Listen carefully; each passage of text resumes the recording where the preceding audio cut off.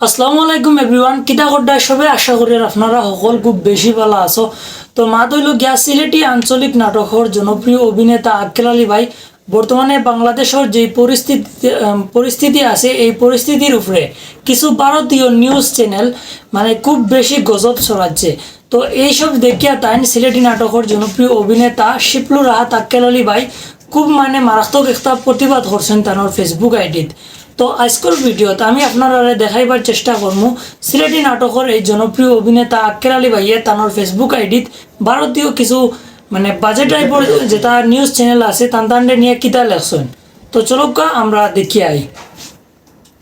তো তানোর Facebook আইডিত post করেন, ভারতীয় দালাল মিডিয়াগুলোর এত জ্বালা কেনে রে ভাই।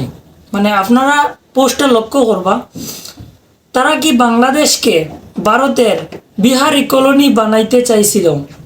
সব মিথ্যা ও বানোয়াট নিউজ করছে ভারতের বেশ কিছু টিভি চ্যানেল।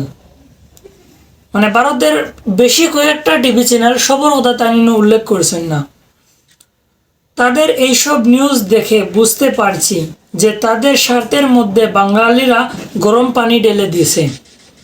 ভারতের দালালরা কান খুলে শুনে রাখো, আমাদের দেশ নিয়ে আমরা চিন্তা করব, তোমরা কার। তারপর একটা গালি দিয়েছেন তিনি, সেটা আমি উচ্চারণ নাই করলাম।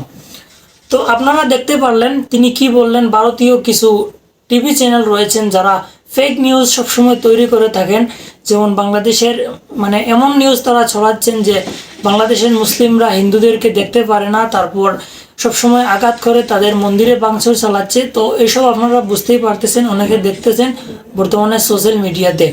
তো এইসবের বিষয়ে তিনি তীব্র নিন্দা এবং প্রতিবাদ জানিয়েছেন এই পোস্টের মাধ্যমে। তো আপনাদের কি মনে হয় অবশ্যই কমেন্ট করে বলতে পারেন। ধন্যবাদ।